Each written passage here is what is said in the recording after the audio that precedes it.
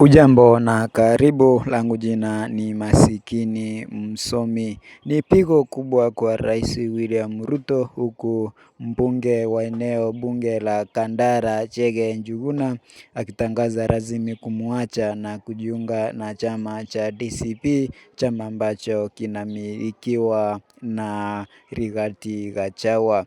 Hii inajiri siku chache tu baada ya Ruto kuzuru eneo hilo na kuzindua miradi mbalimbali, lakini baadhi ya wakazi sasa wanasema hiyo ilikuwa ahadi hewa zilizolenga kuwavutia tu. Kulingana na vyanzo vya karibu, mbunge huyu anatarajiwa kumkaribisha Rigathi Gachagua Jumatano hii huku Kandara, hatua ambayo huenda inachochea zaidi mabadiliko ya kisiasa katika eneo hilo. Maendeleo haya yanafuatia mabadiliko mengine makubwa baada ya gavana wa Murang'a Irungu Kang'ata pia kujiondoa katika chama cha UDA.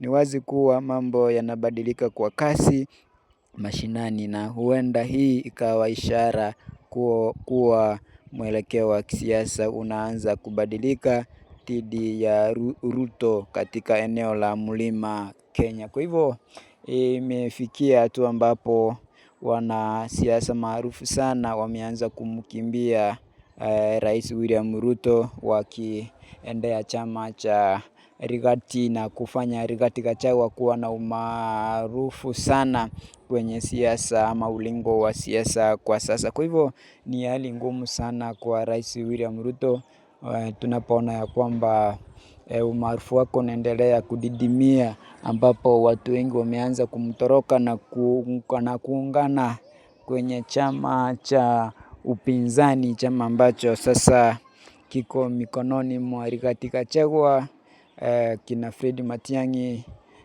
kina Kalonzo Musyoka, Martha Karua na wengineo ambao wanalenga kumtimua Ruto kutoka kiti cha enzi cha urais katika nchi ya Kenya. Kwa hivyo hali si hali, tumeona kwamba timu pinzani kwa sasa imeanza kupata umaarufu, jambo ambalo linamtia wasiwasi Rais William Ruto. Wacha iendelee kunyesha ili tujue panapovuja, lakini siku zote tunasema ya kwamba bora atakuwa bora, na siku zote Mwenyezi Mungu ndiye anajua kiongozi mwema ambaye atakuwa anaiokoa jahazi ambalo linazama katika nchi ya Kenya.